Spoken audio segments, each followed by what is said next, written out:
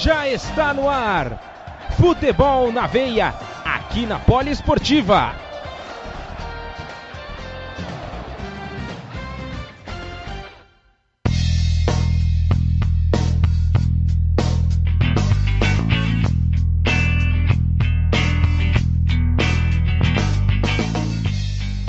Olá, seja muito bem-vindo, seja muito bem-vinda a mais uma edição do nosso Futebol na Veia aqui na Poliesportiva.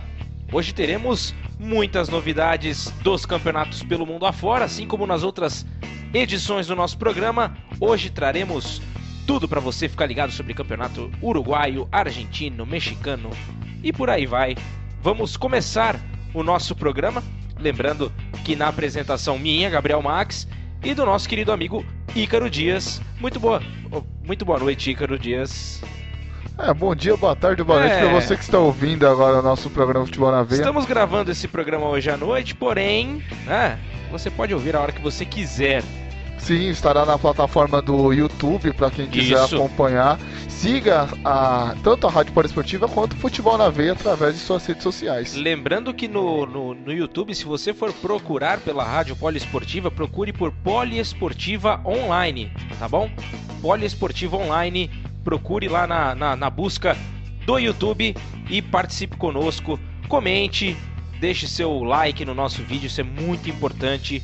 E em breve e ative o sininho, né? Isso, para ativar as notificações, obviamente, isso é muito importante também para que você receba todas as edições do Futebol na Veia quentinhas, tudo preparado de antemão para você ser o primeiro a saber de tudo que está acontecendo em todas as ligas pelo mundo afora.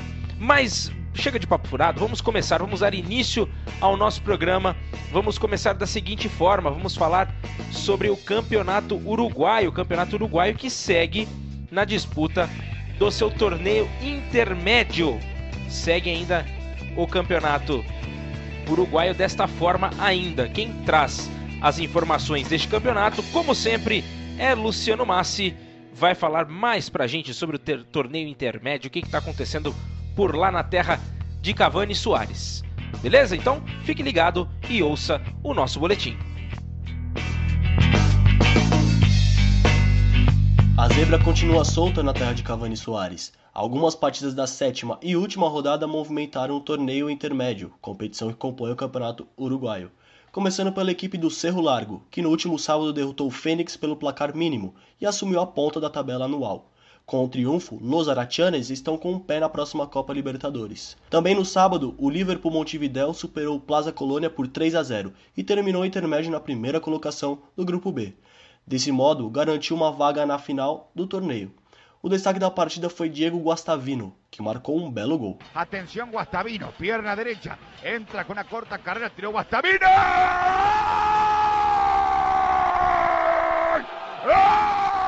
Golazo! Golazo de Liverpool, Guastavino! Le pegó al arco violentamente, pegó en el horizontal y aterrizó, inflando las mallas del goalkeeper Guirín. Un misil, sinceramente, un gol de Diego Guastavino a los 20 minutos de juego. Guastagol! Já no domingo, jogando fora de casa, o River Plate venceu a equipe do Danúbio por 1-0 e terminou como o primeiro colocado do Grupo A. Assim, confirmou sua presença na final do intermédio. E para fechar a rodada, nada mais nada menos que o super clássico uruguaio entre Nacional e Peñarol. Los bolsijildos levaram a melhor, venceram o Peñarol por 3-0. Gonzalo Castro marcou 2 gols, um deles antológico. Vino un centro largo, sale Damson, resta con tremendo golpe de puño a la pelota. La está dominando con el pecho, Castro tiró al arco. ¡Gol! ¡Gol! ¡Golazo! ¡Gol! ¡Golazo de Nacional! Gonzalo El Chori Castro sacó la pelota Damson. El remate fue a 35 metros el arco. Empalmó un zurdazo izquierdo tremendo que entró en el ángulo junto al poste y el horizontal, decretando el mejor hombre del campo, el Jumbo. No domingo 8, o estádio Luiz Franzini será o palco para a final do intermédio entre Liverpool e River Plate. Já na outra semana, pós-data FIFA, a pelota volta a rolar no Uruguai com o início do torneio Clausura. Essas foram as informações do Campeonato Uruguaio. Eu sou Luciano Massi para o Futebol na Veia. O jornalismo está no sangue. Rapaz, já temos final do torneio intermédio. Neste próximo final de semana teremos o duelo entre as equipes Liverpool e River Plate. Muito bem, hein? Parece duelo internacional dentro do Campeonato Uruguaio. Seria o Liverpool de lá da Inglaterra contra o River Plate da Argentina? Não, vai ser todo guardado lá no Uruguai. Ainda não, né? Vai saber. Quem sabe no Mundial, Pode ser, hein? Pode ser. Será que não é uma prévia? Pode ser um presságio esse duelo entre Liverpool e River Plate, que pode ser o duelo da final do Mundial Interclubes no final do ano. E o River Plate não perdeu nenhum no campeonato intermédio, 4 vitórias e 3 empates, e é o favorito contra o Liverpool, né? Tudo bem que o Liverpool perdeu um jogo, né, nesse intermédio, mas a equipe do River Plate vem mais qualificada, lembrando que o River na última Sul-Americana, nessa edição da Sul-Americana eliminou o Santos, né? Então é uma equipe que vem forte em competições dentro do cenário uruguaio. E não tem muito descanso não, depois dessa final entre Liverpool e River Plate deste torneio intermédio já vai começar o torneio Clausura, que encerrará a temporada dos times uruguaios em 2019. Muito bem, então já no sábado, dia 14 de setembro, então já teremos duelos pelo torneio Clausura. É isso mesmo, né? Exatamente, torneio que pode garantir uma vaga na Copa Libertadores, né? Dependendo da pontuação. O Fênix está muito bem, né? Conseguiu aí, somando o Apertura, somando a pontuação tanto do Clausura, quanto da Apertura, quanto do Intermédio. Tabela geral, né? Tabela geral já está bem próximo da vaga para a próxima Copa Libertadores. E os outros dois são os campeões, tanto da Apertura quanto do Clausura. Muito bem, então vamos agora viajar ali pro ladinho, sempre comendo um bom churrasco, tanto no Uruguai quanto na Argentina, que é o país que vamos falar agora. Não se esqueça da Fajor. Claro, não podemos nos esquecer de tudo que é de bom das partes doces desses países também, que são muito boas. Me apetece bastante essa parte dos doces, viu? Já tinha falado no nosso programa anterior e bato nessa tecla de novo. Repeteco, né, meu amigo? Com certeza, sempre muito bom lembrar. Mas, deixando o papo furado de lado, vamos falar sobre o Campeonato Argentino, a Superliga Argentina, que segue em mais uma rodada. Lembrando que tivemos Boca e River e Boca, né? O jogo lá no Monumental. E quem traz as informações é o Pedro Ferri. Pedro Ferri, então, traga as informações do Campeonato Argentino para nós.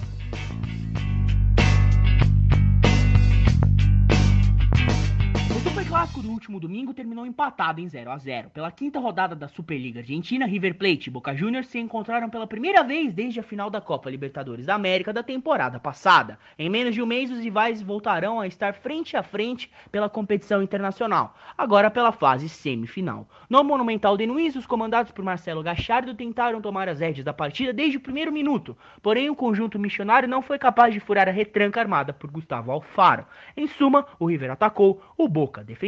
Carlos Tevez, apontado em todas as prévias como titular, ficou sentado no banco de reservas. El Apati não gostou nada da escolha de Alfaro. Isso ficou evidente em sua cara, que se manteve fechada desde a chegada ao estádio, passando pela entrada em campo no final da peleja até a saída do Monumental, quando se recusou a falar com a imprensa. No entanto, existem outros motivos para a frustração. Tevez não concordou com a postura retraída adotada pela equipe e queria jogar de igual para igual contra o River. Primeiro porque a derrota na final ainda é muito patente. Segundo, porque não foi titular em nenhuma daquelas partidas. Além disso, entendeu o banco como uma espécie de recado de que não integrará os 11 titulares durante as semifinais. Somente uma pessoa é maior que um River e Boca na Argentina, Diego Armando Maradona. Ao que tudo indica, ele será o técnico do Gimnasia Esgrima de La Plata, que viu Hernán Darío Ortiz se demitir após o Lobo perder fora de casa para o Argentino Júnior. A equipe briga com o rebaixamento e ocupa a última colocação na tabela de classificação dos promédios. Assim, Maradona pode ser classificado como o maior fato novo da história do futebol. O nome de Diego surgiu internamente e começou a ganhar força dentro dos bastidores do clube. Na última quarta-feira, um contato oficial entre o presidente do Gimnasia, Gabriel Peixegrini, e Maradona ocorreu por FaceTime. Na conversa, o astro deixou claro que não possui nenhuma ambição financeira, que quer realizar uma reformulação nas categorias de base do clube, além de descartar completamente qualquer hipótese de mudança do Bosque para o estádio Ciudad de La Plata, algo cogitado visando uma arrecadação maior. Outra equipe que modificou o comando técnico foi o Banfield. Após o empate em 0-0 com o Defensa e Justiça, Hernan Crespo, que venceu apenas 4 de 18 partidas, foi demitido. Júlio César Falcione foi o escolhido para substituir o ex-atacante e assinou contrato até o final de 2020. El Imperador iniciará sua quarta passagem pelo clube, onde conquistou a apertura em 2009. Essas foram as informações da Superliga Argentina. Eu sou Pedro Ferri para o Futebol na Veia. O jornalismo está no sangue. Rapaz, movimentado o campeonato argentino, hein? Com um duelo entre River e Boca, briga de Tevez com a galera da comissão técnica, demissões, chegadas. O campeonato argentino tá pegando fogo, hein? Esse campeonato vai demorar um pouquinho pra gente estar falando, são muitos aspectos. Começando com o Maradona já confirmando o Gimnasia La Plata, que é o último colocado do campeonato argentino.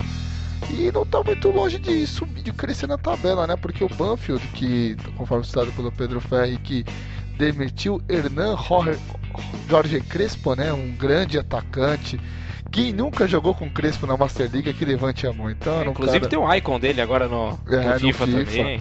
Um cara, e que joga muito no icon do FIFA. Pra quem gosta de FIFA, é um cara espetacular.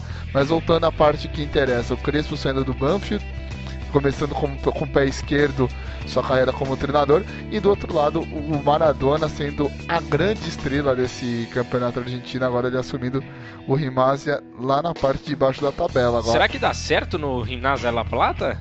É um time pequeno, um time que não tem tanta expressão internacional, né? Tanta visibilidade, talvez ele consiga fazer um bom trabalho. Às vezes o problema é quando você quer holofote. No caso, o Gimnasia ele quer apostar no trabalho do Maradona, diferentemente dos trabalhos que ele teve na Arábia, que ele pegou times de segunda divisão na Arábia, no México, que era mais para dar visibilidade para aquela equipe. Não, o Gimnasia ele quer um trabalho consistente do Diego para tentar sair dessa incômoda colocação. E pegando a parte de cima da tabela, Max, o São Lourenço está liderando com 13 pontos, né, o time do Papa, seguido pelo Boca Juniors, que segurou muito bem a equipe do River Plate jogando no Monumental de Núñez. E em terceiro lugar, rapaz, por incrível que pareça, Talleres, que eliminou o São Paulo na Copa Libertadores, o Lanús e o Patronato, esses três dividindo a terceira colocação com 10 pontos cada um. Então é um campeonato que o Boca está se distanciando um pouco dos grandes, né, da Argentina, e tá muito embolado ali no meio de tabela com River, Vélez, Estudiantes, Independiente, Racing. Então é um campeonato que algumas equipes estão às vezes tentando ter o foco na Copa da Argentina, às vezes estão tentando montar elenco. A gente não sabe quando que vai fechar a janela no futebol argentino, se é uma janela um pouco mais extensa ou se é uma janela um pouco mais curta, mas enfim, possamos ter grandes emoções lá no quintal do nosso vizinho. Muito bem. Falamos já então sobre o campeonato argentino. Vamos passar agora para a América do Norte. Vamos para o México. Vamos conversar agora nossa enviada especial, a Sara Café, que vai trazer todas as informações do campeonato mexicano da Liga MX. Fique ligadinho e ouça o que Sara Café tem a dizer sobre o campeonato mexicano.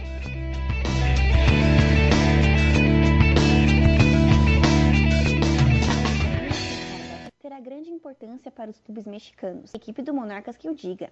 Por conta da pausa, os jogadores do Morelia poderão ter mais tempo para trabalhar com o recém-chegado técnico Pablo Guede, e desse modo entender a ideia de futebol que Pablo pretende reproduzir com a equipe. Falando em novidades, o Veracruz anunciou Raul Arias como novo técnico. Após a saída de Henrique Meza, o veterano Arias, que estava fora do futebol mexicano há muito tempo, acabou entrando na disputa. Os Tiburones, que não vivem o melhor momento na apertura mexicano, agora terão um comandante com experiência, que terá a tarefa de tirar a equipe da má fase. Na quarta-feira, o Atlético San Luis anunciou a demissão de Alfonso Souza, e mesmo o clube apresentando um bom início de campeonato, o atual técnico foi demitido sem nenhum motivo específico.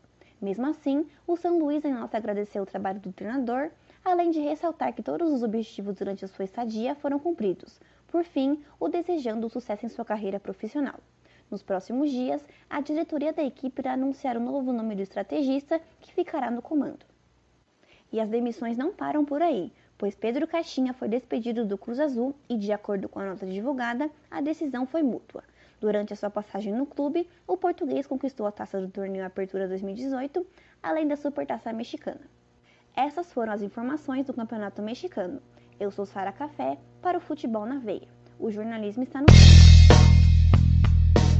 Muito bem, as informações então do Campeonato Mexicano. Não é só no Brasil que tem vai e vem de técnicos durante a competição. Lá no Campeonato Mexicano as coisas estão bem complicadas lá para os treinadores poderem trabalhar, hein? Tá pegando fogo a pimenta mexicana, viu, Gabriel Max? Tá caliente. Não tá fácil, hein? Muitas demissões. Como faz para terminar o trabalho? Não tem como, né?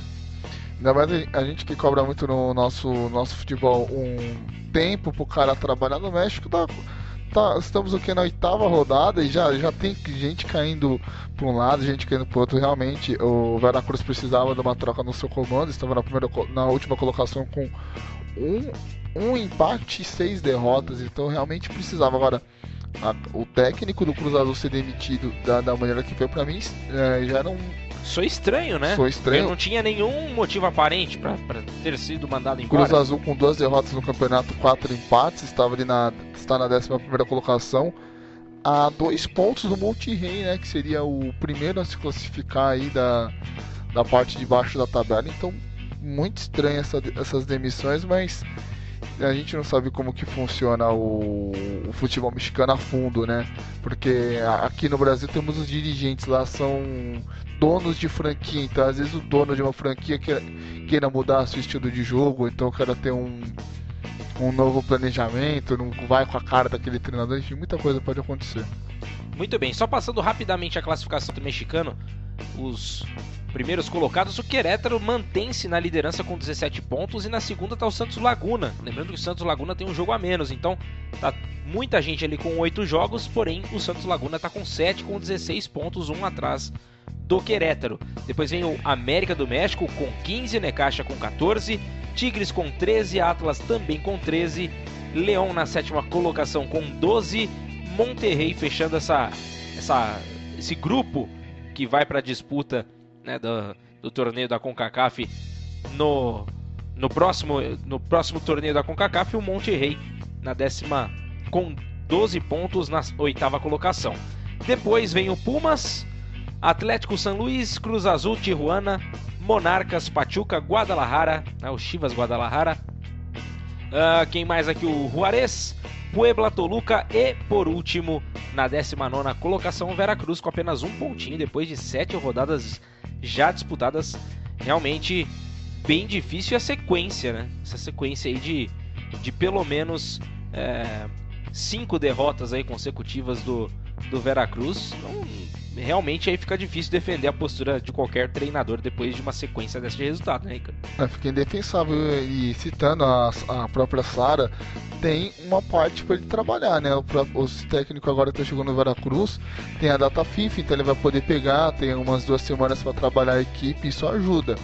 Pior seria se ele tivesse sido demitido, sido contratado depois dessa data FIFA, que aí o tempo de você trabalhar com jogadores, com esse elenco, fica muito pior. Então fez bem o corpo técnico da equipe do Veracruz em demitir agora enquanto há tempo para tentar acertar a equipe. Muito bem, vamos fazer o seguinte, vamos fazer uma pequena pausa, já a gente volta. Futebol na veia, o jornalismo está no sangue, aqui na Rádio Poliesportiva, a rádio de todos os esportes. Então daqui a pouquinho a gente volta.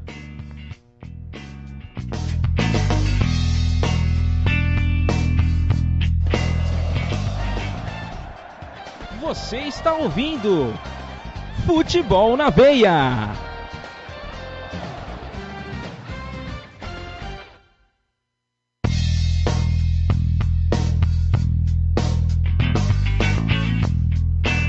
Muito bem, estamos de volta para falar um pouco mais para vocês sobre o futebol no mundo. Aqui é o Futebol na Veia, na Rádio Poliesportiva, a rádio de todos os esportes, trazendo para você tudo que você precisa saber agora sobre a MLS. Vamos partir para a MLS, o Campeonato Americano de Futebol, né, o conhecido mundialmente a MLS. Vamos ao boletim gravado por Juan Silva, que traz as novidades do Campeonato Americano da MLS. Vamos lá. Sim, temos times já classificados para os playoffs da MLS. No último final de semana, a rodada garantiu Philadelphia Union, New York City e Los Angeles FC como os primeiros a avançarem para a fase decisiva do torneio. O primeiro deles bateu o Atlanta United por 3-1 no último sábado.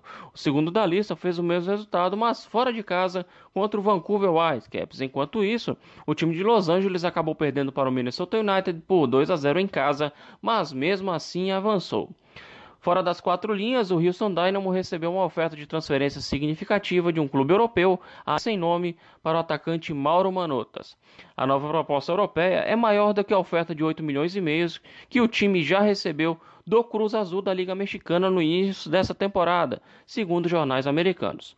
Também, de acordo com a imprensa americana, o Inter Miami está próximo de contratar Ezequiel Palacios do River Plate. O meia era cotado para jogar na Europa. O Real Madrid fez propostas, mas sem sucesso. O jogador deve acertar com o time americano e permanecer em Buenos Aires até o fim de 2019. A MLS continua neste sábado com a semana 27 e 5 jogos a serem disputados. Às 4h30 da tarde, o New York City encara o New England Revolution. 8h30 da noite, o Orlando City encara o Los Angeles FC. No mesmo horário, o Cincinnati encara o Toronto FC. 10 da noite, o Colorado Rapids encara o Seattle Sounders. E 11h30 da noite, o Portland Timbers encara o Sporting Kansas City. Essas são as informações da MLS. Eu sou Juan Silva para o Futebol na Veia. O jornalismo está no sangue. Thank you, Guy. Muito obrigado pelas informações. Juan Silva falando sobre a MLS, a Major League Soccer.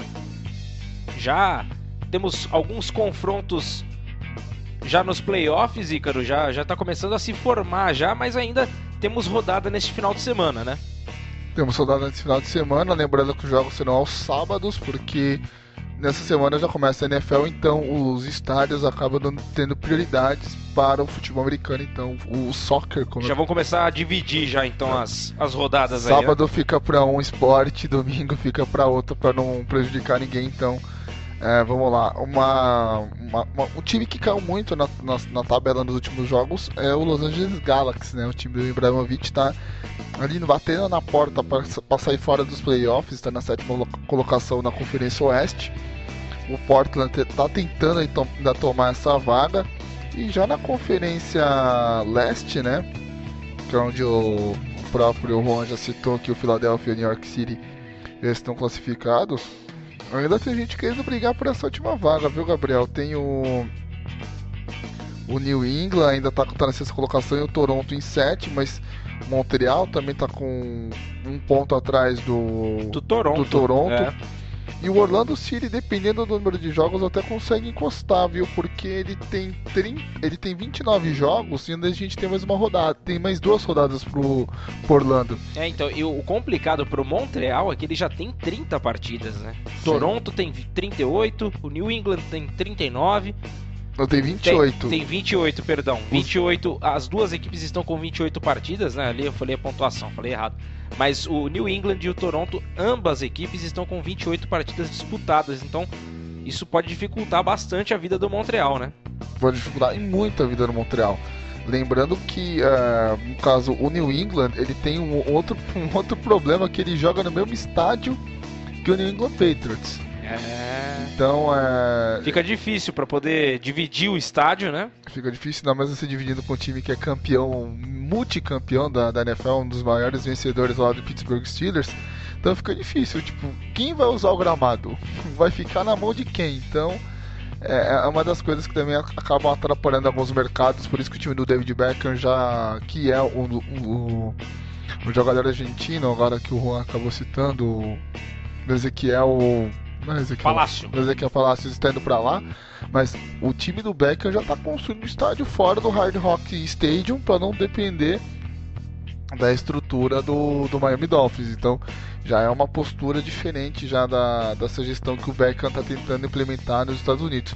O time não se formou ainda, mas já tem uma mentalidade diferente. Vou jogar, vou ter o meu campo, as minhas regras, o meu jogo, diferente de que você ficar dividindo estádio com outras franquias, que é algo benéfico para o desenvolvimento do esporte também. Muito bem, vamos então, após falarmos sobre a MLS, vamos partir para o outro lado do mundo. Agora vamos para outro polo do mundo. Vamos falar sobre a J-League, o campeonato japonês, lá na Ásia. Quem traz as informações pra gente é o Rafael Regis, com mais informações sobre esse campeonato que vai também se aproximando do final. Então teremos bastante novidades para serem ditas por Rafael Regis. Então ouça o boletim, daqui a pouquinho a gente volta. Neste último final de semana tivemos a 25ª rodada da J-League, o campeonato japonês. Faltam apenas 9 rodadas para o fim e o líder FC Tóquio segue com sua vantagem de 4 pontos para o vice-líder Kashima Antlers, 58-42. O time da capital venceu fora de casa ao Nagoya Grampus por 2-1, enquanto o Kashima, também como visitante, goleou o Shimizu S-Pulse por 4-0. Outro que também venceu foi o terceiro colocado, o Yokohama Marinos, que bateu o Gambosaka por 3-1, chegando aos 45 pontos. Lá na parte de baixo da tabela, o Júbilo Iwata segue o seu calvário na lanterna da J-League em uma situação praticamente irreversível. A equipe foi novamente derrotada e vê a permanência na primeira divisão cada vez mais distante. Diante de sua torcida, o time não foi páreo para o Sanfrecce Hiroshima, sendo derrotado por 2-0. Uma posição acima, o Matsumoto Yamaga ficou no empate em 0-0 diante do Oita Trinita, no confronto das duas equipes que subiram nesta temporada. Este, aliás, foi o único placar em branco na rodada. E o 16º, Sagantoso, venceu o Vegalta Sendai por 2-1 e ainda mantém as chances de escapar da zona da degola. A vitória deixou o time azul e rosa a 1 ponto do próprio Vegalta, 27-28. Demais resultados dessa 25ª rodada, tivemos também Vissel Kobe 2, Consadole Sapporo 3, Cerezo Osaka 2, Kawasaki Frontale 1, Shimizu S-Pulse 0, Kashima Antlers 4, além de Shonan Bellmare 1, Urawa Red Diamonds também 1.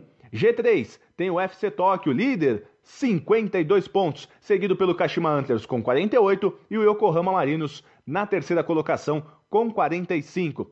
Lá embaixo, na zona do desespero, Sagantoso, 16º, com 27 pontos, 17º, Matsumoto Yamaga com 24 e o último, lanterna, o lanterninha, Júbilo Iwata, 18º, com 18 pontos. Mas antes de ir embora, não pode faltar aquele gol bonito, aquele gol com a narração original, narração japonesa. E o gol da rodada é o gol do brasileiro Diego Oliveira, que abriu o placar na vitória por 2-1 do FC Tóquio diante do Nagoya Grampus. O brasileiro, que é um dos artilheiros da J-League, ao lado do compatriota Marcos Júnior do Yokohama Marinos. Diego bateu o pênalti, o goleirão defendeu, mas no rebote ele mesmo marcou. Vamos ouvir.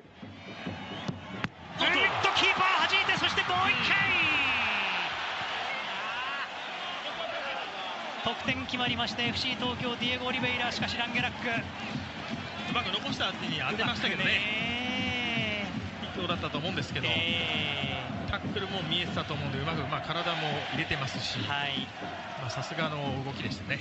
ディエゴ・オリベイラは E essas foram as informações da J-League, o campeonato japonês. Eu sou Rafael Regis para o Futebol na Veia. O jornalismo está no sangue.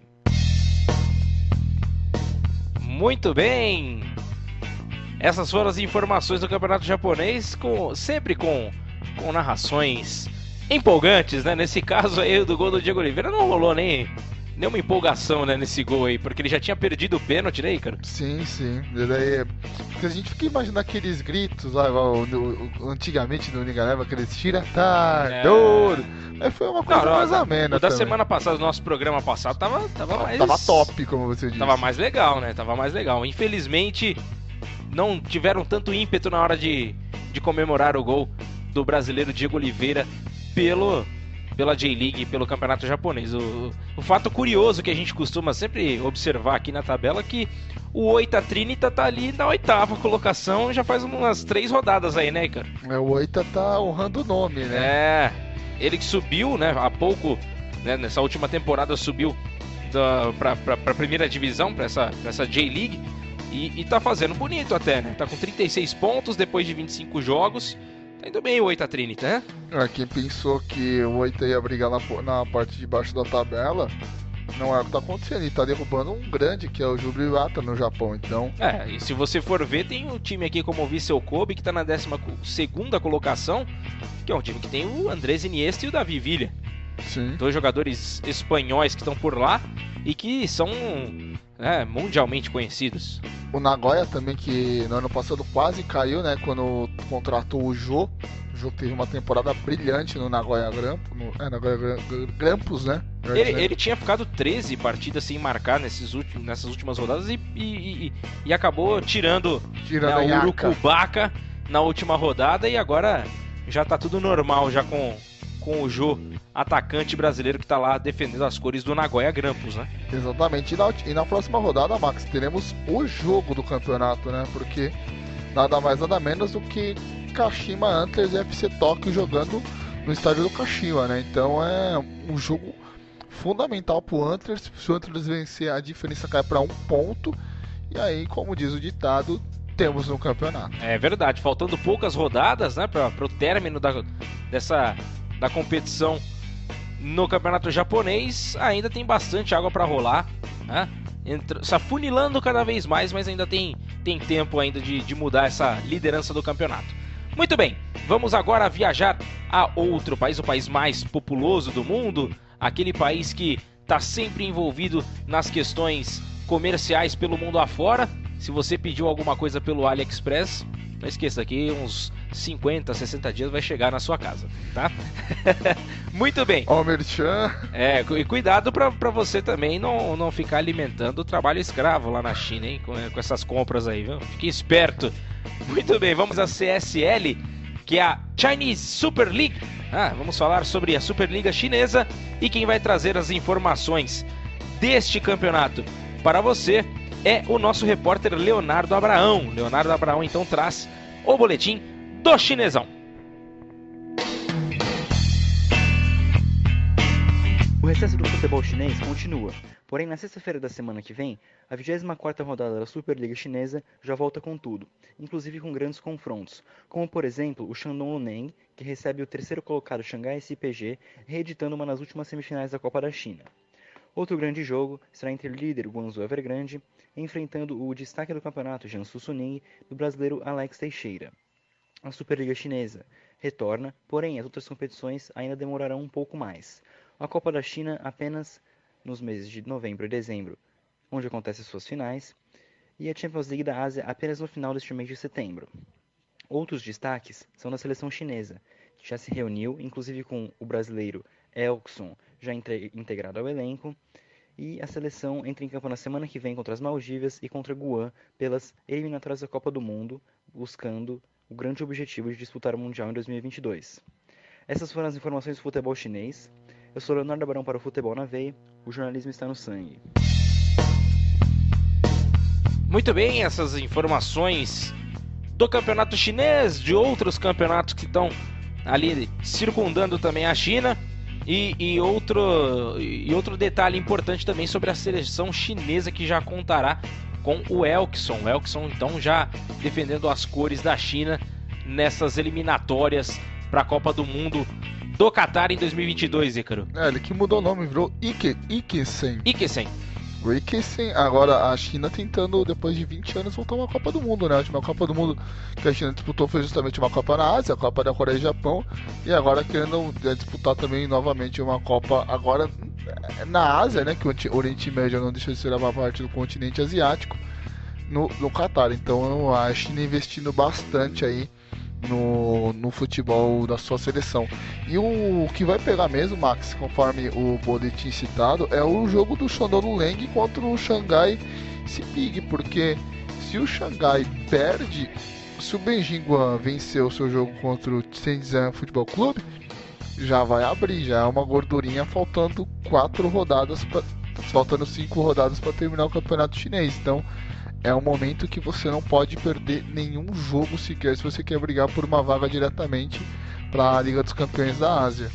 Com toda certeza, para não correr o risco de ficar de fora, é bom abrir os olhos, ficar, né, de olhos bem abertos para poder confirmar essa vaga para a disputa desses campeonatos do continente ali que vão rolar logo logo. Então, muito bem, já falamos sobre o campeonato chinês, vamos viajar agora para a Europa.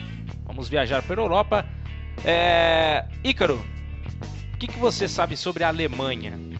A gente sabe que foi... Tirando 7-1. Então, vamos deixar isso pra lá. A gente sempre lembra dessas coisas. Vamos lembrar de coisa boa, vamos lembrar de... Falar de TechPix.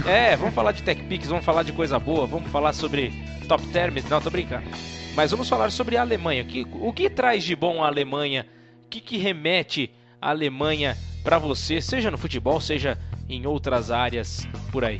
Culinária, automobilismo. Opa, culinária. O que você poderia citar para nós da culinária alemã? Aquele joelho de porco alemão. Ah, isso é bom, hein? Joelhinho de porco assado. Exatamente. Bem temperadinho. Sim, uma cervejinha, por que não? Para aqueles que gostam de tomar uma gelada. É verdade. Ou vodka, dependendo do lugar também, eles tomam bastante vodka, né? Próxima vez, estamos chegando no mês da Oktoberfest. Rapaz, tá chegando. Falta só um mêsinho pro Oktoberfest, então fique ligado aí também. Inclusive, Max, quando termina o campeonato alemão, a Bundesliga, a principal fornecedora de cerveja do país entrega um copo de chopp pro cidadão virar, que é um copinho generoso, viu? Acho que é um pouquinho grande, né? Uns 5 litros, mais ou menos. Talvez fabricado em Itu? Sim, por que não? Estamos exportando cerveja? Será? Será? Bom, enfim, vamos cortar o papo furado. Já falamos um pouquinho sobre a Alemanha pra você. Falamos bem rápido e rasteiro, mas vamos lá. Vamos falar sobre Bundesliga, que é o que importa. Que é o que importará para quem está ouvindo Futebol na Veia aqui na Rádio Poliesportiva. Quem traz as informações do campeonato alemão, da Bundesliga, vai ser a nossa repórter Maria Luísa Araque. Portanto, preste atenção e já a gente volta para comentar um pouco mais sobre a Bundesliga. A Bundesliga continua eletrizante. Na sexta-feira, Leipzig e Borussia Mönchengladbach se enfrentaram e os touros saíram vitoriosos pelo placar de 3-1. Com isso, o time da Red Bull chega aos 9 pontos e assume a liderança do campeonato. Se você já tinha se cansado das goleadas, essa semana não foi diferente. Na manhã de sábado, o Bayern entrou em campo e deu um show. Apesar de ter saído em desvantagem, o clube de Munique marcou incríveis 6 gols em cima do Mainz. Destaque para a cobrança de falta espetacular do Alaba e o primeiro gol com a camisa dos bávaros do Perisic e do Pavard, que ainda deram assistência entre si. Com isso, o craque Lewandowski deixa de ser o único artilheiro do clube nesta temporada. Em uma manhã marcada por gols contra, Schalke 04 e Colônia garantiram os 3 pontos. Só na partida do Schalke foram 2 gols marcados para o lado errado. Enquanto isso, jogos entre Bayer Leverkusen e Hoffenheim e Wolfsburg e Paderborn ficaram empatados. Na parte da tarde, o impossível aconteceu. O estreante Union Berlin conquistou sua primeira vitória na Bundesliga e derrotou o Borussia Dortmund por 3-1. Com o resultado, os aurinegros caem para a 5ª colocação. E para finalizar, no domingo, Werder Bremen e Frankfurt garantiram a vitória em seus respectivos jogos. No fim dessa rodada, a classificação ficou assim: Leipzig em primeiro, seguido pelo Bayern, logo depois o Wolfsburg e em quarto o Leverkusen. Essas foram as informações do campeonato alemão. Eu sou Maria Luísa Araque para o Futebol na Veia. O jornalismo está no sangue. Se o time do Borussia Dortmund quiser ganhar alguma coisa, quiser superar o time do Bayern de Munique, precisa vencer esses jogos, não pode bobear como foi com o Union Berlin, né, Ícaro?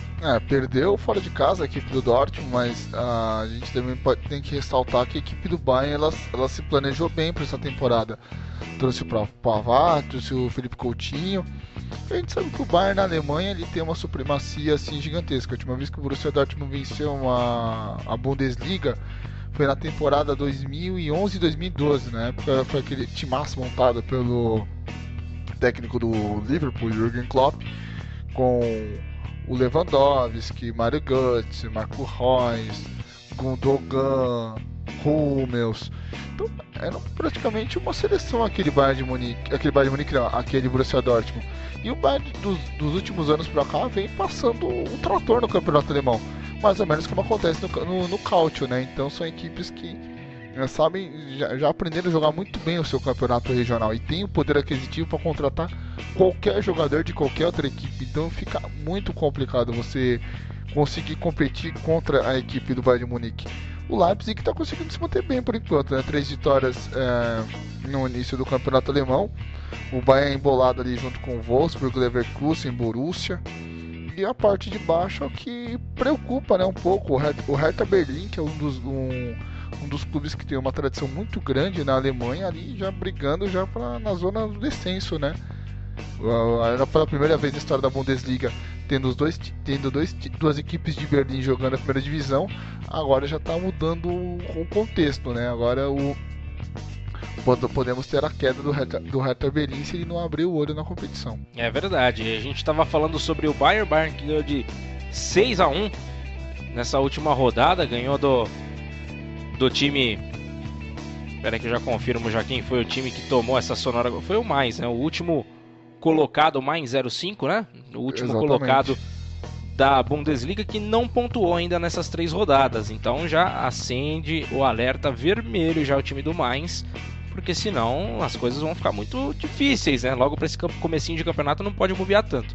E o Union Berlin, que estava na zona de rebaixamento nessa última rodada, com a vitória para cima do Borussia Dortmund, conseguiu chegar aos 4 pontos e sobe um pouco mais na tabela, fica na 11ª colocação, já dá um respiro para esse comecinho de campeonato, já dá para trabalhar um pouco mais tranquilo, né? E um respiro grande, no campeonato alemão você tem que ter uma média de 40 pontos para escapar do rebaixamento. Aqui no Brasil são 45, né, que costumam falar que é a... 43 escapou. O Palmeiras conseguiu escapar em 2014 com 40 pontos. Então, mas aí foi uma exceção. Aí é com mais sorte, né? Foi a mesma coisa do Flamengo ser campeão com 68 pontos, 69. Então é muito difícil acontecer, mas a média na Alemanha é você chegar a 36, 37 pontos, você escapa do rebaixamento. E outra coisa, Robert Lewandowski com uma média de 2 gols por partida. Por enquanto, acho que no mundo não tem ninguém que está superando essa média do Lewandowski, hein? Como diz o Everaldo Marques de Araújo, Lewandowski, você é ridículo. É ridículo. Ridiculamente ridículo o Robert Lewandowski fazendo gol em todas as partidas. Por enquanto, 2 gols por partida, isso é uma média incrível. E vamos agora voar um pouco mais, vamos para a Espanha, vamos falar sobre La Liga, a primeira divisão do campeonato espanhol, que segue no seu início também. Vamos falar um pouquinho mais sobre este campeonato. Quem traz as informações para nós é Lauren Berger, traz as informações da La Liga, o campeonato espanhol. Daqui a pouquinho a gente volta para comentar um pouco mais sobre este campeonato.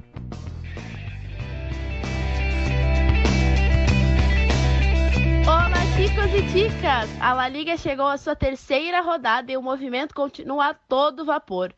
Para iniciar a rodada, o Sevilla recebeu o Celta na sexta-feira, mas os times ficaram no 1-1.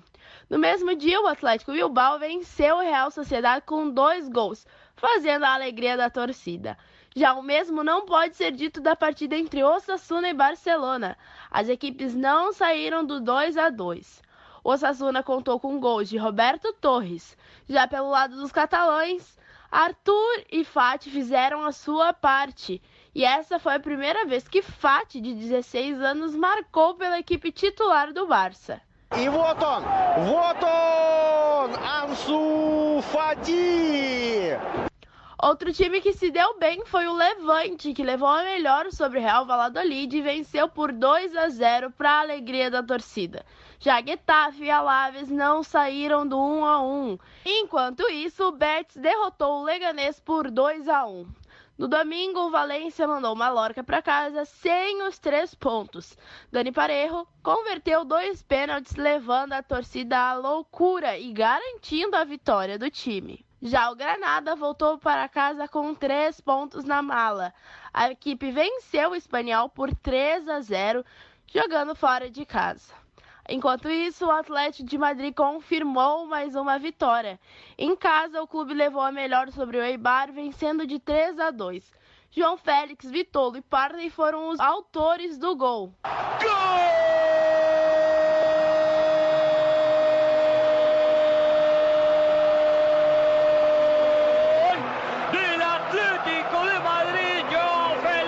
Encerrando a rodada, o Villarreal e o Real Madrid ficaram no empate. Jogando no Madrigal, o Submarino Amarelo contou com gols de Gerard Moreno e Moi Gomes. Já Bale foi o autor dos 2 tentos dos merengues. Após marcar, o galês ainda foi expulso no jogo durante os acréscimos.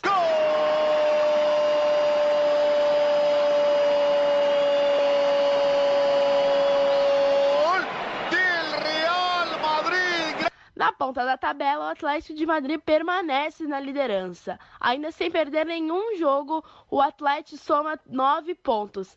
Na zona da degola, o Leganés ocupa a última posição. O time ainda não venceu nenhuma partida e não conta com nenhum ponto. Essas foram as informações do Campeonato Espanhol. Eu sou Lauren Berger para o Futebol na Veia. O jornalismo está no sangue. Graças, Tica. Nós estávamos falando aqui em off que é complicado quando o Retafe leva alguma coisa o Granada leva alguma coisa na mala, a galera já fica de olho, né? Sempre. Ainda bem que levaram só os 3 pontos, hein, Ícaro?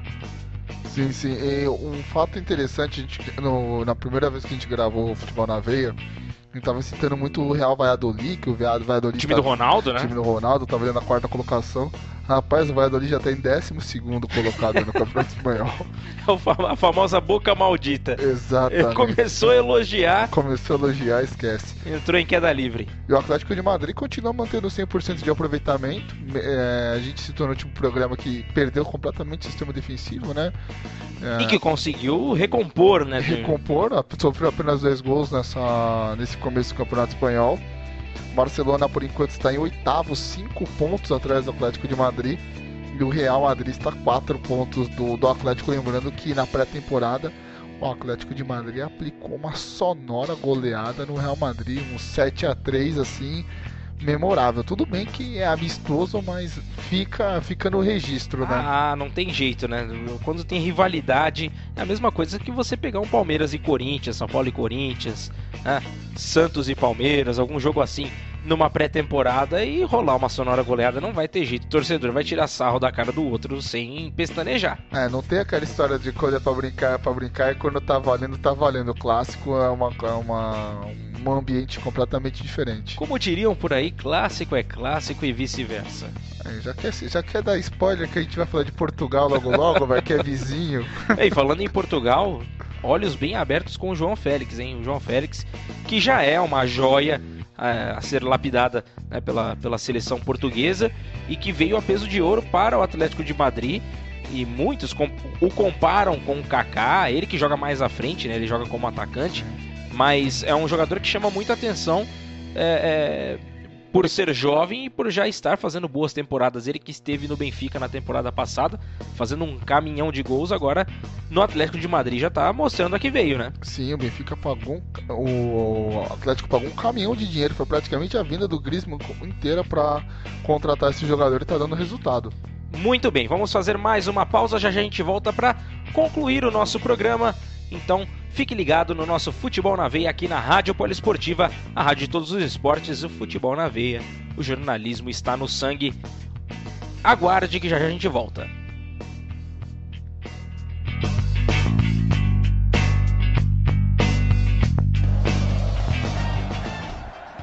Você está ouvindo Futebol na Veia.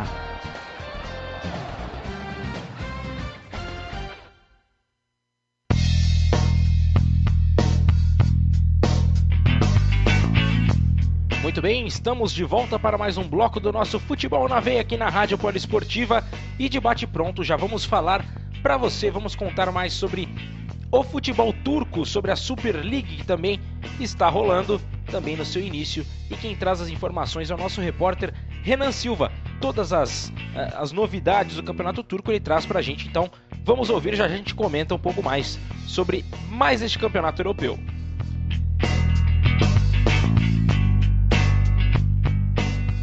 A terceira rodada da Super League teve início na última sexta-feira, com uma vitória emocionante do Galatasaray por 3-2 sobre o Kayserispor fora de casa. Após uma primeira etapa ruim, o craque marroquino Yonis Belhanda empatou convertendo penalidade, e o holandês Ryan Babel marcou o gol da virada.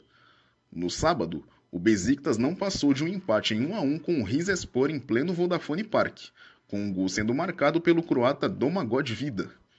No domingo, o Fenerbahçe também não saiu de 1-1 com o Trabzonspor no estádio Ülker. Neste fim de semana não haverá rodada em virtude da data FIFA. No sábado, a seleção da Turquia entra em campo pelas eliminatórias da Euro 2020, recebendo a seleção de Andorra no Vodafone Park, em Istambul. Agora vamos falar do mercado da bola. Na segunda-feira, o Fenerbahçe anunciou a contratação de Luiz Gustavo, que se destacou no futebol alemão defendendo as cores de Bayern de Munique e Wolfsburg. No clube bávaro, viveu seu auge em 2003 ao conquistar a UEFA Champions League. Já na seleção brasileira, conquistou a Copa das Confederações em 2013 e disputou a Copa do Mundo de 2014, as duas sob o comando do recém-demitido do Palmeiras, Luiz Felipe Scolari. Seu clube anterior foi o Olympique de Marselha, onde foi destaque do campeonato francês em 2018. Na tarde desta quarta-feira, a torcida do Galatasaray lotou o estádio Turco Telecom para a apresentação do artilheiro colombiano Falcão Garcia. Principal reforço para a disputa da Champions, o sul-americano já conquistou 2 vezes a UEFA Europa League, 2011 com o Porto e 2012 com o Atlético de Madrid, deixando sua marca e sendo o melhor em campo nas 2 finais. Seu clube anterior foi o Mônaco, onde foi campeão francês em 2017. Estas são as informações do futebol da Turquia. Eu sou Renan Silva para o Futebol na Veia. O jornalismo está no sangue. Muito bem, informações dadas por Renan Silva sobre o Campeonato Turco, que tem algumas novidades, tem brasileiro chegando, também tem o Falcão Garcia se apresentando também no futebol turco, muita coisa boa rolando. O que você tem a dizer, Ícaro Dias, sobre essas mudanças e sobre o campeonato de uma forma geral? A contratação do Luiz Gustavo e também do Falcão Garcia movimentam muito o campeonato turco, né? O Luiz Gustavo indo pro Fenerbahçe, time que tem história com brasileiros, né? Então é muito importante, ele já tá num lugar que eles gostam muito de brasileiros. E o Galatasaray... Os gaúchos gostam bastante, né, desse time que você acabou de mencionar, né? É verdade. É, muito bem. E tem... Tá bom, desculpa aí a piada ridícula, vamos lá. E o ataque do Galatasaray vai ficar muito interessante com o Ryan Babel e Radamés Falcão Garcia, né? Então o Galatasaray tentando investir para ir bem na Champions League. Lembrando que o único título fora da Europa do Galatasaray foi a Copa UEFA de 2000, onde quem brilhou foi Cláudio Tafarel em cima do Arsenal de Thierry Henry. Só passar na última rodada do Campeonato Turco, o Yasmin Latrovesic do Bursaspor fez um gol de voleio em cima do Ekzinkserstink, que já é difícil. Que beleza, hein? E é um gol bem cotado pro prêmio Puskás, viu? Tem o gol do Arrascaeta também, que foi quase que de fora da área, que ele meteu uma bicicleta. Que golaço que fez, né, o Arrascaeta, né? E quem quiser acompanhar esse gol, é só colocar no Google Prêmio Puskás temporada 2020, Turquia, mostra ali, que encaminha direto pro link do portal Marca. Aí você pode ver esse belo golaço que repercutiu o mundo afora também, mostrando que não é só o campeonato turco que tem grandes emoções, mas sim também grandes gols também, porque a gente fica cobrando que na MLS o Rooney chuta no meio de campo também tentando pro Puskás, o Ibrahimovic dá um golpe de taekwondo e mete um golaço. Mas aquele foi sensacional, hein? Aquele gol foi espetacular. Coimbra é sacanagem, né? O cara sabe muito. Bom, vamos falar agora sobre a Premier League, o campeonato inglês, que também está no seu começo. Vamos às informações de Alexander Vieira, ele traz tudo para você sobre a Premier League. Vamos voltar já e comentar um pouco mais sobre o campeonato inglês. A Premier League está pegando fogo. Iniciando a 4ª rodada, o Manchester United foi visitar o Southampton e voltou com o empate em 1-1. O gol dos Diabos Vermelhos foi marcado pela promessa galesa Daniel James.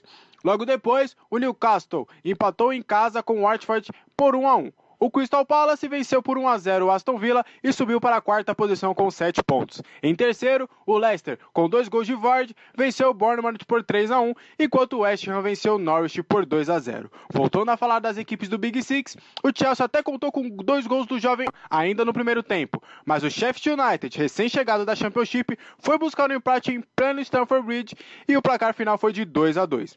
O líder da competição e único com 100% de aproveitamento, o Liverpool venceu o Burnley fora de casa por 3-0. Destaque para o gol de Firmino. O jogador foi o primeiro brasileiro a marcar 50 gols na Premier League. Lembrando que para a FIFA, Diego Costa é espanhol, ele que já marcou mais de 50 gols com a camisa do Chelsea. E o outro brasileiro, Felipe Coutinho, ele que fez muito sucesso lá na Inglaterra, tem apenas 41 gols com a camisa dos Reds. Falando de artilharia, o argentino Sérgio Agüero fez 2 gols na vitória do Manchester City sobre o Brighton por 4-0. Já no domingo, 2 partidas. Ele, o pombo Richarlison, fez 2 dos 3 gols na vitória do Everton sobre o Wolverhampton por 3-2. No clássico da rodada, o Tottenham abriu 2-0 com Kane e Eriksen, mas o Arsenal, com gols do Aubameyang e de Lacazette, buscou um empate no Emirates Stadium. Vale lembrar que neste final de semana não teremos jogos do melhor campeonato do mundo, pois é data FIFA. Dessa forma, a seleção inglesa entra em campo pelas eliminatórias da Euro. No sábado, encaram a Bulgária. Já na próxima terça-feira, duela com a seleção de Kosovo. Essas foram as informações do futebol inglês. Eu sou Alexandre Vieira, para o Futebol na Veia, o jornalismo está no sangue. Muito bem, voltamos agora a falar sobre o campeonato inglês. Campeonato inglês que está no seu início. O Chelsea tropeçando mais uma vez, empatando em 2-2 nessa última rodada. Tá difícil esse início de campeonato pro Chelsea dar esses primeiros passos. Ainda não encontrou seu melhor futebol ainda, né, Ícaro? O Frank Lampard tá entre o céu e o inferno, né? Porque ele tá literalmente no meio da tabela. Venceu na outra rodada e agora já... Empatou em casa. O Chelsea sempre teve uma força muito grande em Stamford Bridge. Se tivesse vencido, estaria na 3ª colocação no campeonato inglês, brigando ali justamente com o Leicester. Então fica uma situação complicada. Outro time que também não está nada bem na tabela é o Manchester United, também tem os mesmos 5 pontos. Não está conseguindo emplacar outro ídolo, que é o Oliver Gunnar Solskjaer, o norueguês. Então tá difícil a vida desses times da Inglaterra. O Tottenham, que fez uma ótima temporada na temporada passada, empatando com o Arsenal em 2-2. E o Liverpool mantendo 100% de aproveitamento, né? O Liverpool que sonha, já que conquistou a orelhuda, agora o deseja conquistar a Premier League. Lembrando que o Liverpool nunca conquistou a Premier League com esse nome, né? Ele conquistou quando era campeonato inglês. Então o Liverpool tá tentando aí tirar o atraso, né? Tentar conquistar pela primeira vez o título da Premier League. Lembrando que no campeonato inglês o Liverpool foi uma das equipes mais vencedoras da história, né? Recentemente foi ultrapassado pelo Manchester United. Muito bem.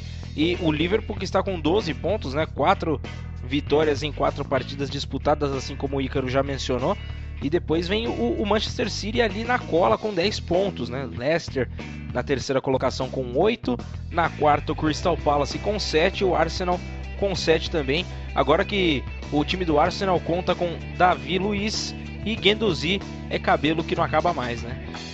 Cabelo que não acaba mais e às vezes... Fazendo inveja para Ícaro Dias. Bota inveja nisso, meu rapaz. Bota inveja nisso. Mas o engraçado é que eles conseguiram, é muito igual os dois jogadores. Às vezes até, o goleiro vai dar bronca em quem? Fica difícil, né? O Arsenal que trocou de goleiro, né? Nessa última temporada, o Peter Cech voltou pro Chelsea para encerrar a sua brilhante carreira pelos Blues, onde conquistou a Champions League. E o Arsenal não conseguiu contratar um grande goleiro, né, para essa temporada. Então fica aquela dúvida como que o Arsenal, treinado pelo Unai Emery, como que o Arsenal vai responder nessa temporada. Lembrando que o Arsenal joga a Liga Europa e o Chelsea joga a Champions League porque venceu a última Europa League. Muito bem, vamos agora falar sobre o campeonato português. Quem traz as informações pra gente é o Edson Guimarães. Vamos ficar ligados e já a gente volta para debater um pouco mais também sobre a Liga NOS, o campeonato português. Então, fique ligado.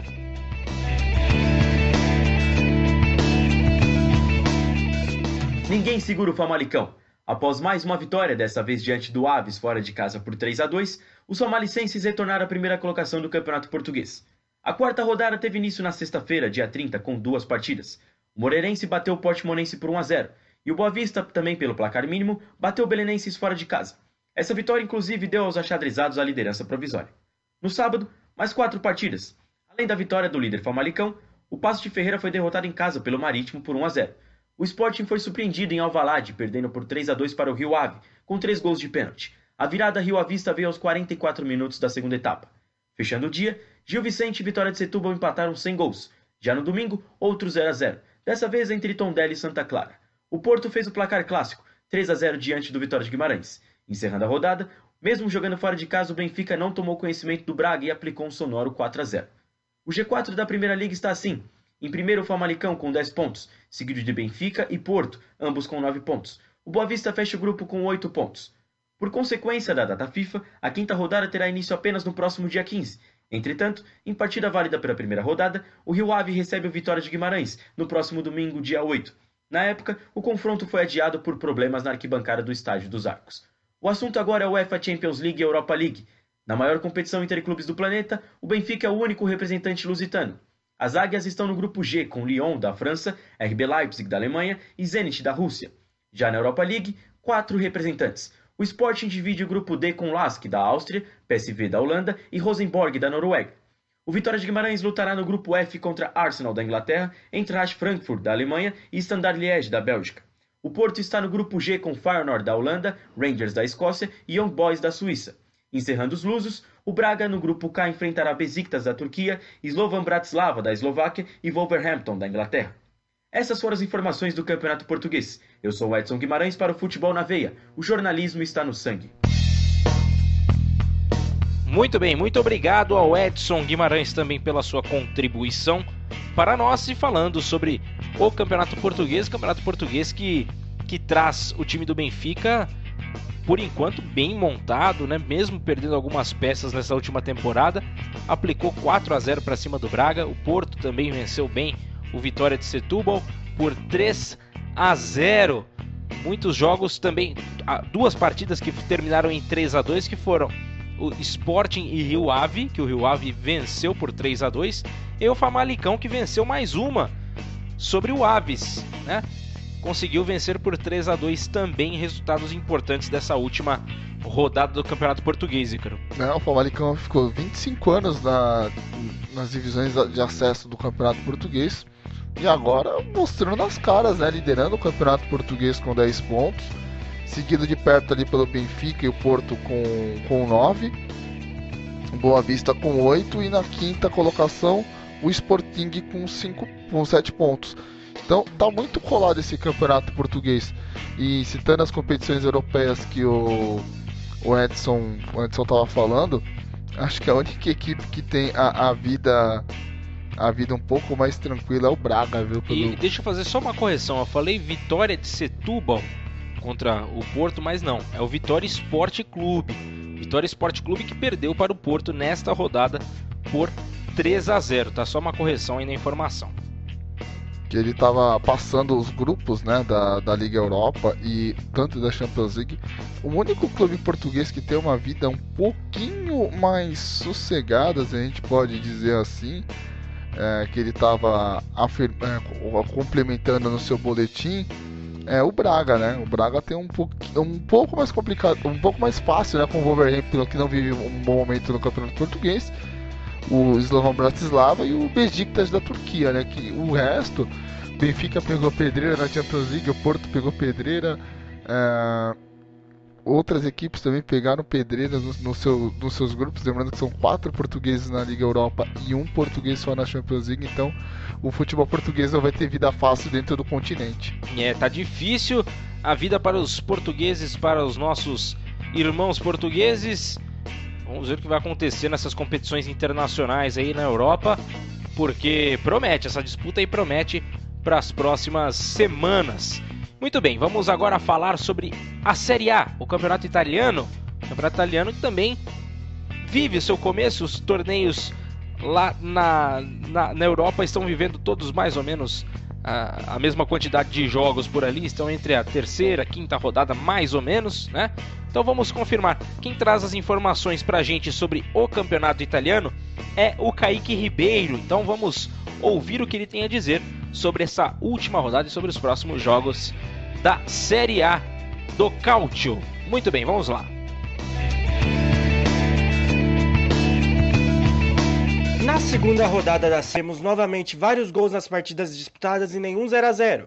Na sexta-feira, Bolonha e Spal abriram a rodada e com gol de Roberto Soriano nos acréscimos, os Rossoblu venceu por 1-0. No sábado, o Milan venceu a primeira no campeonato ao derrotar o Brescia no San Siro por 1-0. Mas as emoções ficaram para o outro jogo. Juventus e Napoli fizeram o jogo dos principais postulantes ao Scudetto. A Velha Senhora abriu 3-0 com 15 minutos do segundo tempo. Entretanto, a Panopetei Azzurri buscou o empate faltando 10 minutos para o final. Mas com gol contra de Koulibaly nos acréscimos, a equipe de Turim venceu por 4-3. Destaque para o brasileiro Danilo, que marcou seu primeiro gol pela Juventus, e Cristiano Ronaldo, que marcou o primeiro tento da temporada. Já pelo lado napolitano, Lozano fez a sua estreia e balançou as redes também. No domingo, tivemos novamente uma rodada movimentada, começando pelo Derby della Capitale, onde Lazio e Roma ficaram no 1-1. Nas outras partidas, destaque para o Torino, que venceu a Atalanta no estádio Ennio Tardini por 3-2. A Atalanta não está jogando em Bergamo, devido às reformas deste estádio. Ainda tivemos a goleada do Sassuolo sobre a Sampdoria por 4-1, a vitória do Genoa sobre a Fiorentina por 2-1, o triunfo do Parma 3-1 fora de casa diante da Udinese e a vitória do Verona sobre o Lecce por 1-0. Porém, o destaque do domingo foi o jogo entre Cagliari e Internazionale. A equipe de Milão venceu por 2-1. Porém, o resultado ficou em segundo plano, porque a principal repercussão ficou por conta do episódio negativo mais uma vez envolvendo a torcida do Cagliari e racismo. Dessa vez, os torcedores hostilizaram o atacante Lukaku antes da cobrança de pênalti do belga, que garantiu a vitória nerazzurri. Falando de tabela, Internazionale, Juventus e Torino lideram a Série A com 6 pontos, e são as únicas equipes com 100% em 2 rodadas. Para fechar o G4 ainda temos a Lazio com 4 pontos. O Napoli caiu para a 10ª posição com a derrota. Milan e Roma seguem em 15º, respectivamente. Já Spal, Fiorentina, Cagliari, Lecce e Sampdoria ainda seguem sem pontuar na competição. Falando sobre o UEFA Champions League, também foi realizado o sorteio da fase de grupos. O Napoli e Juventus tiveram um caminho relativamente fácil para uma classificação em seu grupo. A Atalanta caiu no grupo do Manchester City, mas tem totais condições de ir às oitavas. Já a Internazionale caiu no grupo da morte, com Barcelona, Borussia Dortmund em sua chave, além do Slavia Praga. Enfim, sobre o mercado da bola neste último dia de janela, Milan, Roma e Torino foram os principais destaques. Os rossoneiros anunciaram a troca entre André Silva e Rebic junto ao Eintracht Frankfurt. Já o clube da capital anunciou por empréstimo Mkhitaryan, ex-Arsenal, e Kalinic, ex-Atlético de Madrid. Já o Toro anunciou a contratação de Laxalt e Simone Verdi. E ainda tivemos o fim da novela Icardi. O argentino deixa a Inter de Milão e assina por empréstimo de 2 anos com o Paris Saint-Germain. Essas foram as informações do futebol italiano nesta semana. Eu sou o Kaique Ribeiro para o Futebol na Veia. O jornalismo está no sangue. Arrivederci! As informações da Série A do Campeonato Italiano do Calcio você acompanha aqui no Futebol na Veia, na Rádio Poliesportiva. Muito bem, já novidades, tivemos estreias, tivemos últimas trocas entre os times aí nesse final de janela de transferências. E fato é que os times italianos estão começando a se reforçar um pouquinho mais, né, Ícaro? A Roma trazendo o Kalinic, que teve uma passagem pífia pelo Milan e pelo Atlético de Madrid, também trazendo o Mkhitaryan, a Roma tentando se reforçar para brigar ali pela classificação para a próxima Champions League. Mkhitaryan é um bom nome, hein? Sim, Mkhitaryan, que começou na base do São Paulo Futebol Clube. Foi renegado ali. Foi apenas, acho que uma partida que ele fez lá. Uma leve brisa de verão. Mas tem uma foto dele com o Hernanes quando eles eram molequinhos, hein? Olha que impressionante, hein? Imagina o meio de campo formado por Mkhitaryan e Hernanes. Aí fica coisa linda. Ia ficar bom o negócio, hein? É passando fome aí. Mas segue o barco. A Inter, que conseguiu se livrar do Mauro Icardi, né? Acabou emprestando ele por 2 temporadas com passe fixado em 80 milhões de euros para não ter problema com o fair play financeiro.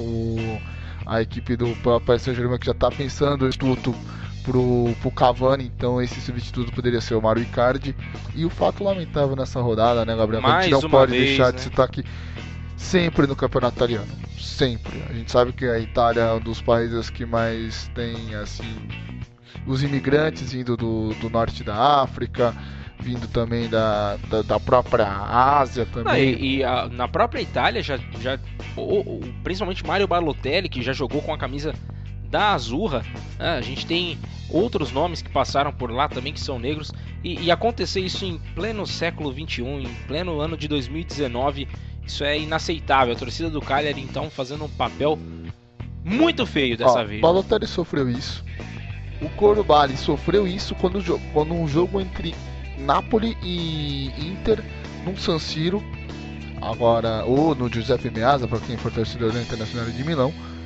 Agora o Romelu Lukaku é uma coisa que está se tornando reincidente no campeonato italiano, e coisa que não existia até alguns anos, não existia assim com tanta divulgação pela mídia internacional. Tivemos Dida jogando no futebol italiano, tivemos Samuel Eto'o jogando pela Internacional, e nunca ocorreu esse tipo de repercussão. Agora com a globalização, com pessoas fugindo de fome, de guerras civis pelo mundo afora, essa tendência está aumentando muito dentro da Itália, e fica chato porque acaba estragando o principal espetáculo, que é o futebol, se torna segundo plano. É verdade, Ícaro, é muito bem observado, e realmente, como você falou, o futebol acaba ficando em segundo plano quando existe esse tipo de comportamento da torcida.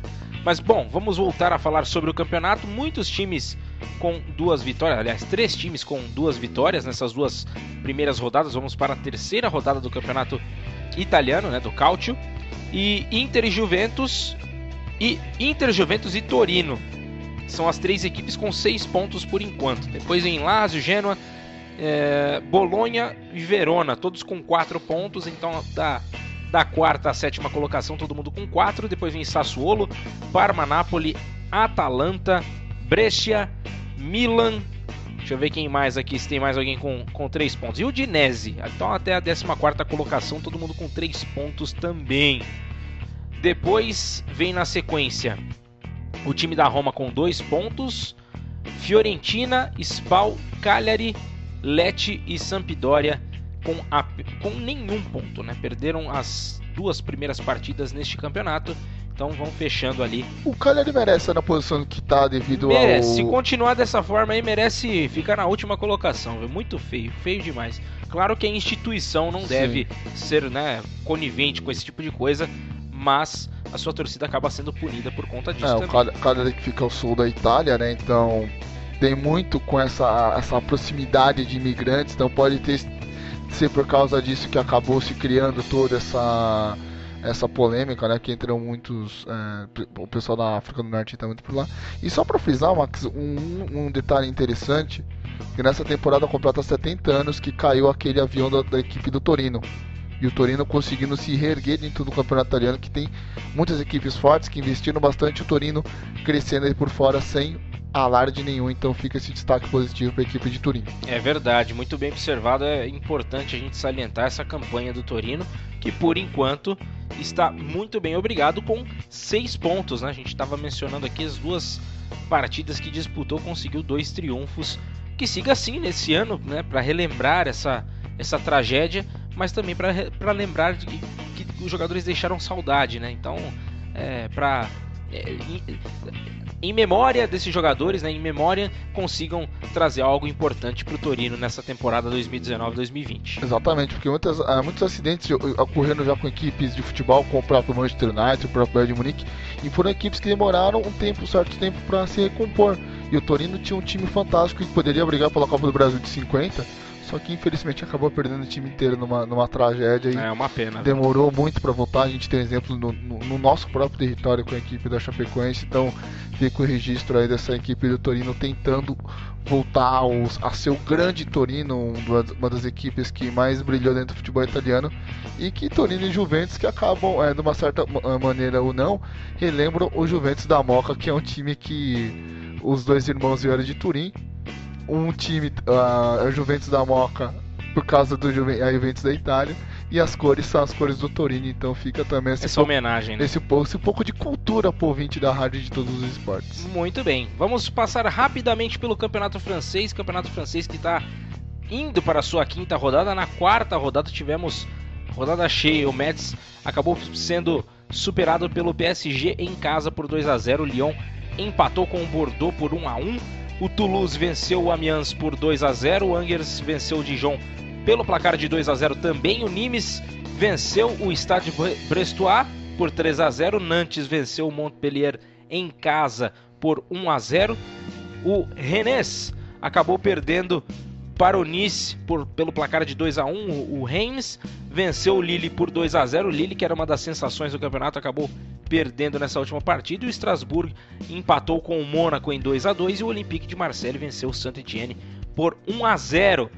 Passando as primeiras colocações aqui para você, ouvinte do Futebol na Veia, o Paris Saint-Germain segue na primeira colocação com 9 pontos, seguido de Rennes, Nice, Angers, Lyon, Reims, Nantes, Olympique de Marseille, Toulouse, Lille, Bordeaux, Stade Brestois, Nimes, Montpellier, Metz, Saint-Étienne. Vamos aqui mais para baixo na tabela: Saint-Étienne, depois Strasbourg, Amiens, Mônaco e Dijon. Mônaco amargando a zona do rebaixamento ali na penúltima colocação. O time enfrentando dificuldades aí, acabou empatando nessa última rodada e já tem 2 derrotas aí na conta. Vai para a 5ª rodada, já a perigo, hein, Ícaro? É o Mônaco que não tem mais aquele grande investimento daquele investidor que aplica no Porto, também aplica no Atlético de Madrid. E um detalhe também interessante, Max, que do Lille, 10º colocado pro PSG, a diferença são 3 pontos. Então, um campeonato francês, mesmo tendo o Paris Saint-Germain que tem um investimento bilionário, tem esse equilíbrio. Uma vitória, o Lille pode se tornar líder do campeonato francês na próxima rodada, caso vença seu jogo, e o Paris Saint-Germain acaba perdendo. Muito bem, este foi o campeonato francês e este foi o nosso Futebol na Veia em mais uma edição.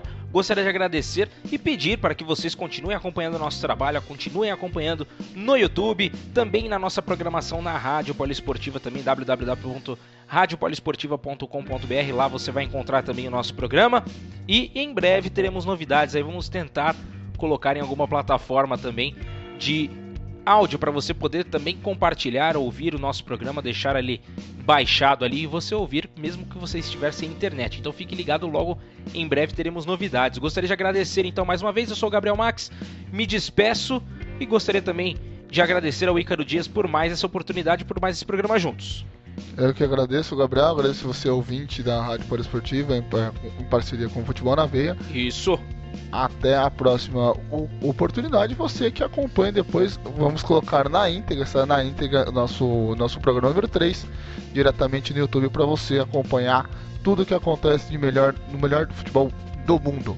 Muito bem, muito obrigado. Então até a próxima, valeu, um abraço, fui, até o próximo Futebol na Veia, aqui na Rádio Poliesportiva. Futebol na Veia, o jornalismo está no sangue, e Rádio Poliesportiva, a rádio do futebol, a rádio de todos os esportes. Valeu, abraço, até a próxima semana.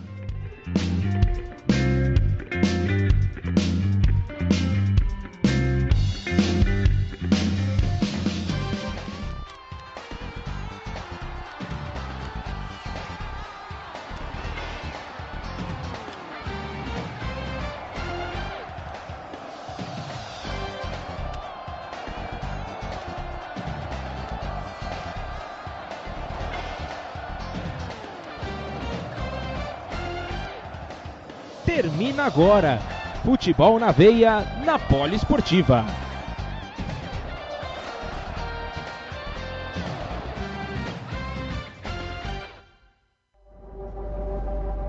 Eu sou o oceano.